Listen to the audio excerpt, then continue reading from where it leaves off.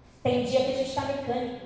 Tem dia que a gente fala assim: Senhor, me perdoa os meus pecados e minhas falhas, abençoe minha família, né? Deus abençoe, o Senhor também, Deus abençoe Jesus, amém. E vai ver. Às vezes a gente está assim. Se nós não meditarmos nas obras de Deus, nós não temos como render adoração a Ele. Por quê? Porque as obras de Deus nos levam a adorar a Ele. Exemplo, quando alguém vem aqui contar um testemunho, é uma obra de Deus. O que acontece com a igreja? Glória a Deus, exaltado seja Deus. Conheceu a obra, está glorificando a Deus. Está entendendo? Quando alguém é necessitado, recebe uma cesta básica sua, essa pessoa nem crente é, mas ela vai falar: graças a Deus. Você está entendendo? Adão e Eva adoraram incorretamente. Caim também fez pela osmose. E não foi só ele. Nós temos 3 exemplos aqui que são terríveis. O Senhor, Ele falou certinho lá em Êxodo: o incenso que vai dentro do santuário não pode ter mistura. Eu quero que seja isso dentro do incenso. Depois vocês leem, Êxodo 30, Ele vai falar lá: eu quero que o incenso que vai entrar no santuário tenha esse tipo de cheiro. Nada mais. Eu quero mirra. Ele vai falando o que Ele quer. Aí o que acontece? Nadab e Abiú, filho de Arão, estão preparando o incenso. Isso o Senhor já tinha falado. Eles estão preparando o incenso. Eles eram sacerdotes, iam entrar no santuário. O que eles colocam? Eles misturam algumas coisas no incenso. O Senhor fala, quando eles entram para oferecer, o Senhor fala: fogo estranho. O Senhor consome eles caem mortos ali. Porque não seguiu a instrução. O Senhor não pediu nada de vista, ele falou: não mistura nada no incenso. Eu quero incenso puro. Isso.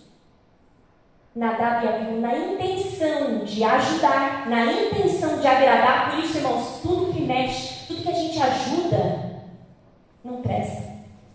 A nossa salvação não é pela nossa ajuda. Se fosse, irmãos, meu Deus, nós nem saímos mais aqui. Saul, esperando Samuel não chegava, e ele precisava oferecer ao Senhor, porque os inimigos estavam chegando. Diz a palavra que os soldados de Saul começaram a se dispersar, e eu não julgo Saul, porque eu sou ansiosa, e eu tenho certeza também que eu faria a mesma coisa. O que ele fez? Ele falou assim: meu Deus, os meus soldados estão se dispersando, o exército inimigo chegando, vamos fazer o sacrifício aqui agora mesmo. Aí ele vai e sacrifica. Passou algum tempo, chega Samuel: o que fizeste? Não, é que você se atrasou, eu me desesperei, os inimigos chegando, e você poderia ter um reinado eterno, um reinado mais longo, mas por causa disso, seu reinado terá um fim, terá um substituto. Gente, muito sério. Outro exemplo, que quando a gente está lendo, dói o coração. Davi, com a harpa, todo alegre, dançando, cantando, e tinha uma instrução: aconteça o que acontecer, não toque na harpa. Aconteça o que acontecer, não toque na harpa. Aí o que aconteceu? Os bois tropeçaram, a harpa deu de cair, não caiu. Uzá pôs a mão na harpa. A intenção era boa, era ou não era? A intenção era boa, mas não era o que Deus pediu. Foi fulminado. Os crentes devem adorar a Deus do jeito que Ele quer ser adorado. Então, onipotente, onisciente, onipresente, imutável, eterno, amoroso, benigno, justo, santo, amável, cheio de graça, tudo isso é atributo invisível de Deus. Tudo isso Ele deve ser louvado. E adorar a Deus por toda a sua criação é parar para meditar na criação mesmo, sabe? Por todo o seu cuidado, né? E então a adoração é uma questão de coração mesmo. Então a gente volta no coração. Quando a gente medita na palavra de Deus, nas promessas de Deus, nós estamos adorando a Deus. Porque nós estamos esvaziando a nossa mente e deixando o nosso coração íntegro para Ele. O salmista pediu várias vezes para Deus. Você vai encontrar um exemplo como no Salmo 86, O salmista vai pedindo para Deus assim: Senhor, coloque em mim uma disposição no coração. Eu quero ter um coração disposto para adorar o Senhor. Eu quero me dar um coração que seja íntegro. O que quer dizer íntegro? É um coração inteiro. Eu não quero que o meu coração, quando eu estiver te adorando, o salmista está falando, eu não quero que ele se distraia. Eu não quero que o meu coração ele vá em outros lugares enquanto eu estiver te adorando. Eu quero que ele seja íntegro. Eu quero que ele esteja inteiro para o Senhor. É ou não é difícil? É, vou explicar. Olha só, quantas pessoas às vezes estão aqui, eu, você, no momento de adoração, de repente você pensa assim: amanhã eu preciso ir em tal lugar, você já vai resolvendo tudo mentalmente, está aqui cantando. O pastor que está aqui na frente, ou qualquer outra pessoa que está ministrando, está vendo um adorador. É um adorador, mas no fundo é um Caim. Qualquer um de nós. Qualquer um de nós. Porque uma distraçãozinha, uma olhadinha na mensagem do celular durante o culto. Deixa eu ver se a pessoa mandou aquele convite. Deixa eu ver se a pessoa já entrou em contato. Deixa eu ver se... É um culto que a gente está prestando a Deus. Veja o quanto é sério. Eu estremeci quando eu fiz esse estudo. Eu estremeci. Por quê? Estremeci mesmo. Teve hora que meu coração disparou. De desespero, porque é muito sério, muito sério. O Mestre Jesus, lá no capítulo 5 de Mateus, ele vai falar sobre a oferta, né? Que a gente não antes de trazer a sua oferta no altar, né? Vai e conserte com seu irmão, né? Essa oferta, todo mundo pensa que é só a oferta física, a oferta dinheiro. Não! Antes de você vir cantar, antes de você vir contar um testemunho, olha como é sério, antes de você vir pregar, vai, conserta-te com teu irmão e depois vem entregar a sua oferta. Então não é R$1 na salva só, não é só o dízimo, é a oferta como um todo. É ou não é sério? O salmista pede ao Senhor: me dá um coração que, quando for adorar o Senhor, adore com entendimento. Com entendimento de quem o Senhor é. O autor de Hebreus, ele vai falar no capítulo 10, versículo 22. Eu vou ler porque senão dá para pular, e vocês guardem aí, depois meditem. Cheguemo-nos com verdadeiro coração, em inteira certeza de fé, tendo o coração purificado da má consciência e o corpo lavado com água limpa. Retenhamos firmes a confissão da nossa esperança, porque fiel é o que prometeu. O salmista também diz assim: cria em mim, ó Deus, um coração puro, e renova em mim o espírito que seja reto. E aí, caminhando para o final, as características então do coração de Abel: íntegro, zeloso, que a gente já viu. É a tal da inteireza de coração. Quando a gente ora: Senhor, me dá inteireza de coração, a gente está pedindo um coração que seja inteiro. Veja, isso até o fim da nossa vida, nós vamos estar lutando com isso, a favor disso, perseguindo isso, pedindo a Deus isso. Tem que ser nossa oração.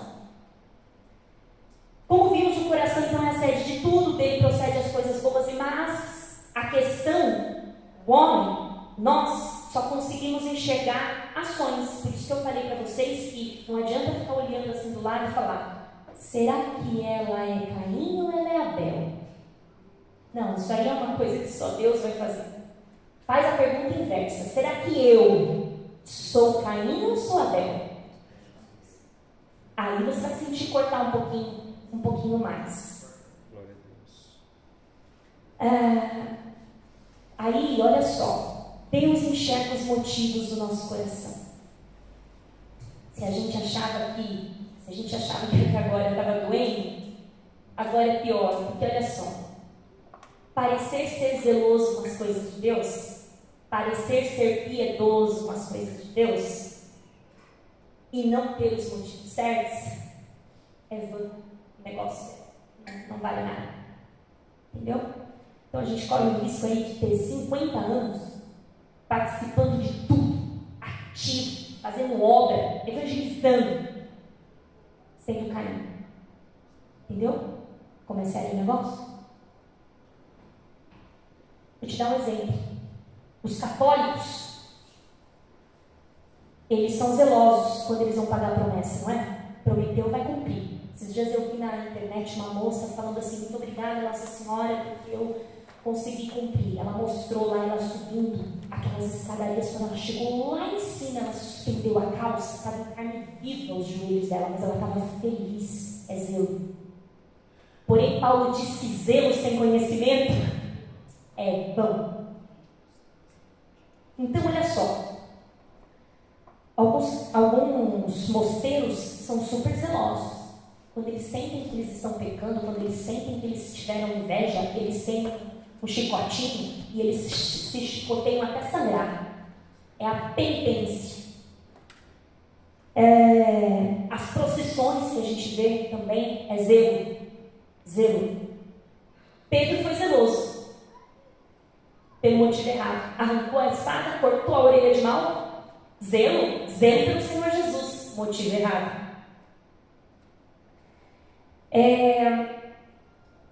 O motivo errado do zelo, Deus reprova. Por isso que Deus reprovou Caim. O motivo errado do coração, Deus reprova. Muitos fazem certo com o motivo errado. Entendeu? Porque dói. Então, se eu prego para ser vista, é um motivo errado. Posso pregar 100 anos. Por isso que muitos me dirão naquele dia: Senhor, expulsei demônios, preguei, cantei, pulei, sapateei, tudo em teu nome. Te conheces? Longe de mim.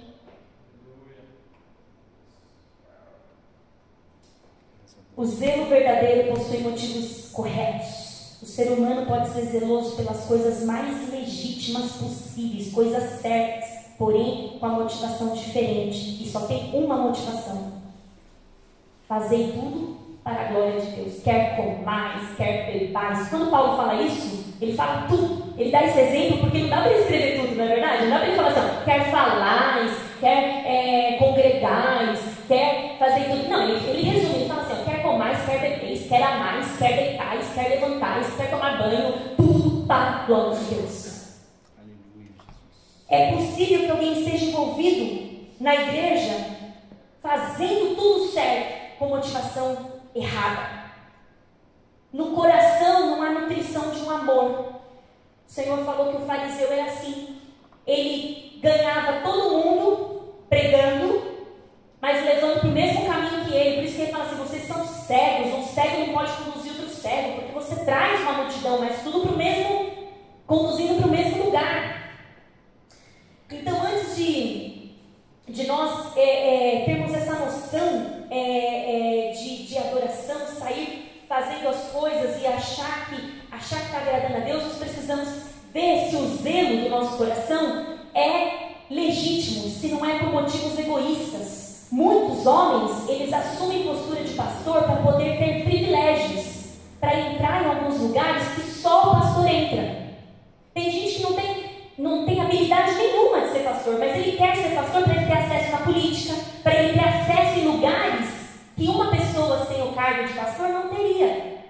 Por exemplo, um pastor chegar para fazer uma visita no hospital, ele é bem-vindo. Ser pastor abre portas. Então muita gente não quer o compromisso de ser pastor, a dor de ser pastor, o espinho de ser pastor, porque é só o privilégio. Fazendo certo, motivações erradas.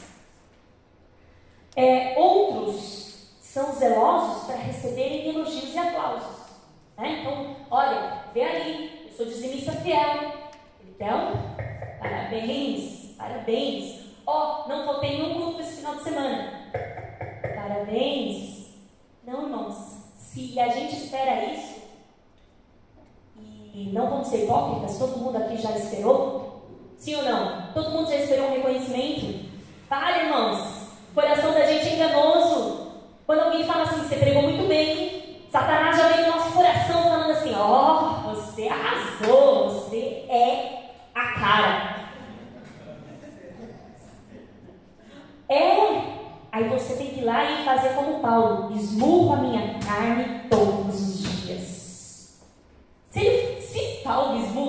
carne. E eu? Tem que cortar, mutilar, porque se ele só esmurra a gente, né? No bom sentido. Por isso que Paulo disse assim, olha, não importa, a motivação, a obra é correta, de entregar o corpo para ser queimado em favor de uma pessoa, mas se não tiver amor, de nada serve. Entende? Então, se não é para a glória de Deus, é zelo da terra. E é reprovável. É simples assim. Então, o zelo de coração, ele vai fazer com que o crente sinta ódio do pecado, mas não do pecador. Ódio de tudo o que Deus odeia. Ódio de todo ensino antibíblico. Ódio de invencionice humana, coisa que a Bíblia não diz. Quem é crente de verdade chega a queimar. Porque escuta heresia e fala, meu Deus, mas aonde está escrito isso? Aonde? Colocando fardos nas costas das pessoas e as pessoas seguindo. O zeloso, ele quebra o ídolo, mas ama o idólatra. Esse é o segredo. Você quebra o ídolo, você fala, isso aqui não presta, tá? Mas você é amado por Deus. O zeloso, ele destrói, desmascara a prostituição, mas ama a prostituta. Ama o adúltero. Ele não se coloca na posição de juiz, mas ele se coloca a favor da verdade, sempre. E a verdade em amor. E eu peguei esse exemplo que é maravilhoso, ele é como um médico cirurgião. O que o médico cirurgião faz quando uma pessoa está com uma doença e ele precisa tirar aquela doença? Ele mata a pessoa? Não. Ele vai, ele corta cuidadosamente aquela doença e preserva a vida do doente, cuida do doente, até o doente estar 100% recuperado. É assim com Deus. O zeloso de coração, ele é humilde em reconhecer a sua miséria, coisa que Caim não fez.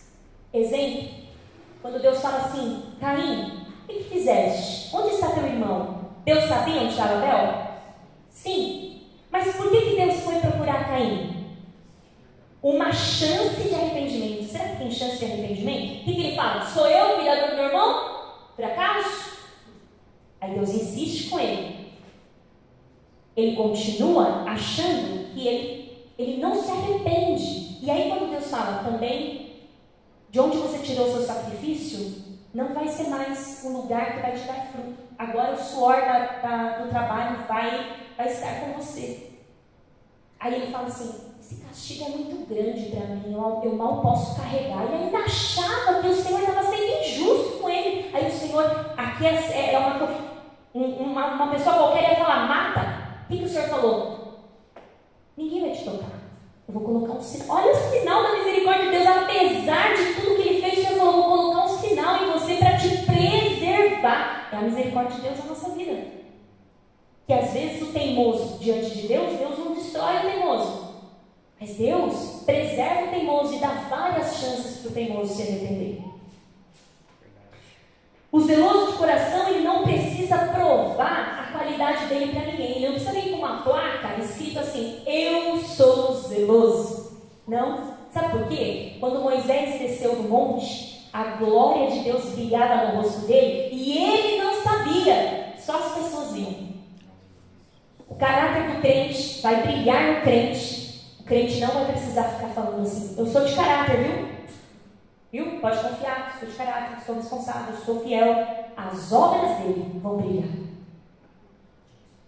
E é dessa simplicidade de coração que o Senhor está falando. Deus tem um padrão, então resumindo e terminando, Deus tem um padrão de verdadeira adoração. O que é falso e verdadeiro, o Senhor deixou bem claro. E o Senhor pede para a gente não se iludir com seriedade. Às vezes a gente fala assim, não, mas o irmão é sério. Ele tem uma saudação séria. Aí eu digo para você, o satanista é sério também. O satanista zeloso, ele é sério, ele é estudioso. Um bandista zeloso, ele é sério também, ele é estudioso. E aí? A seriedade não é sinal de santidade. Entendeu? Não é. Então, nós temos que parar de seguir teorias e costumes que saem da boca de homens, de como nós devemos orar, como nós devemos jejuar, como nós devemos cultuar a Deus, como nós vemos o padrão de dança, o padrão de louvor. Não, sabe por quê? Porque tudo extra bíblico. A gente não precisa de nada extra bíblico. O Senhor já deixou tudo pronto para a gente. Ó, o meu padrão de jejum é assim. Se não for assim, não serve. Oração, vai para dentro do teu quarto, fecha a tua porta. Também questão de ajudar os pobres e necessitados. Não fica fazendo selfie com isso não. Vai lá, é no secreto. Ô irmãos, por que eu tenho que esperar alguém falar para mim, olha, jejua assim, jejua assado? Para, irmãos, é por isso que o Senhor está nos chacoalhando hoje para ter uma adoração verdadeira, uma adoração pura, adorar quem a gente conhece. Quem a gente conhece? Deus.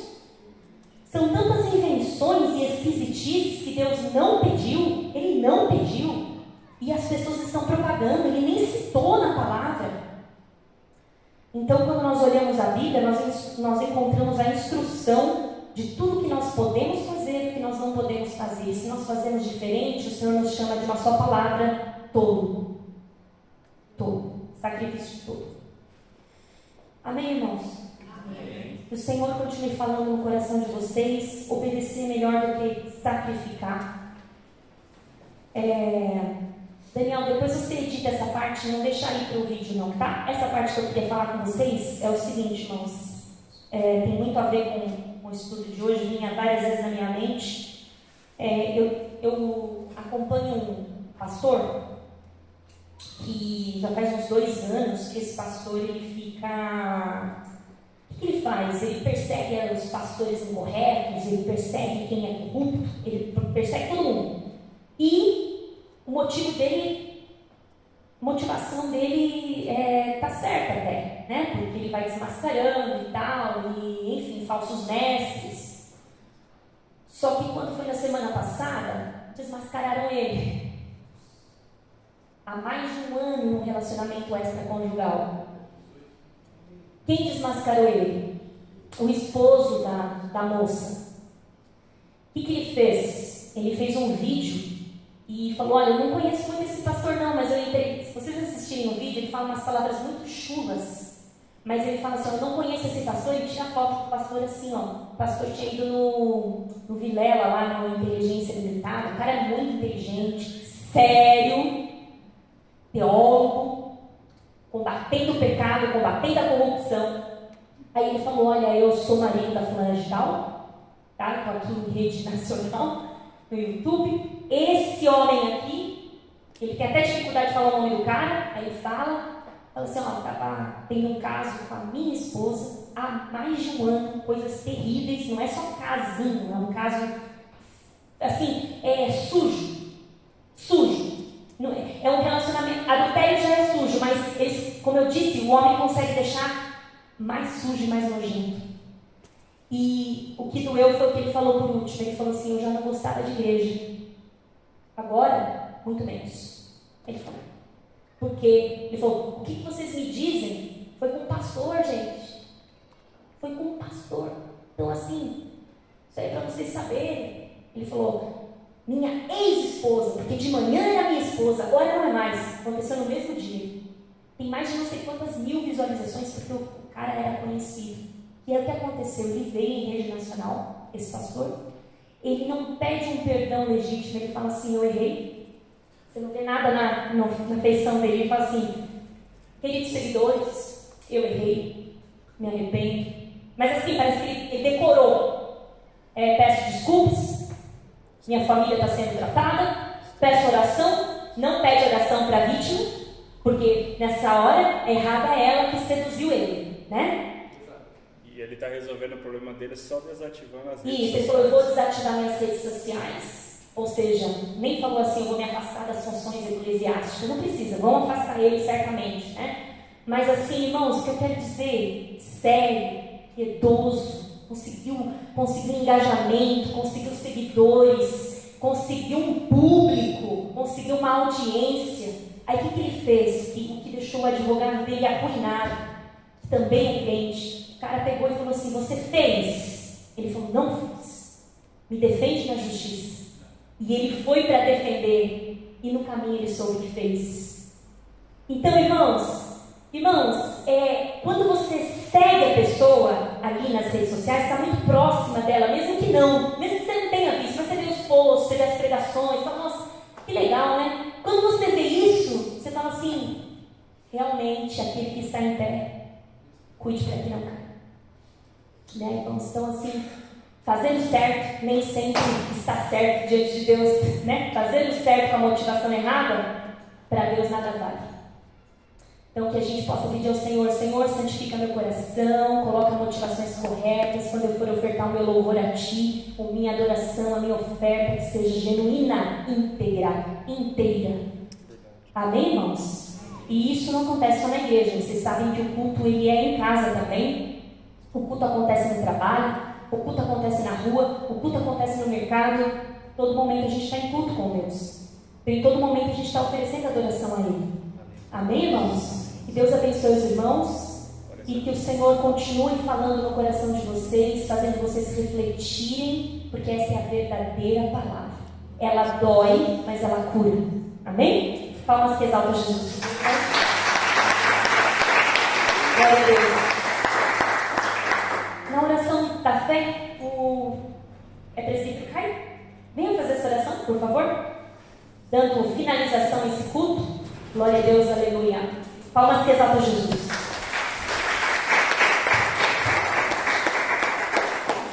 Aleluia.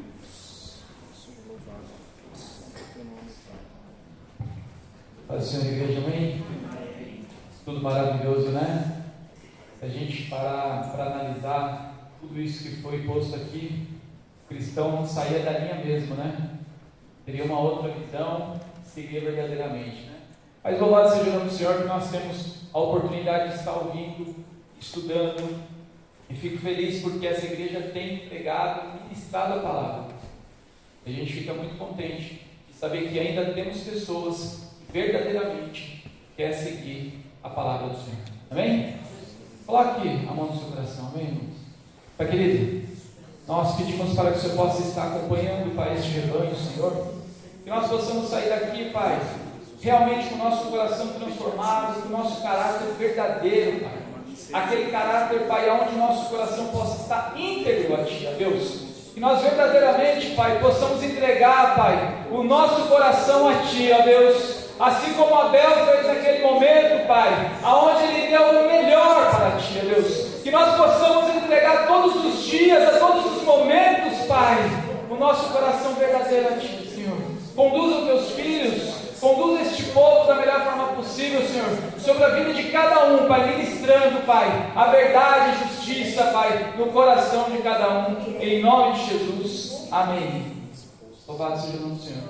Que a graça do nosso Senhor Jesus Cristo e a doce consolação possa estar sobre cada um neste momento, em nome de Jesus, amém.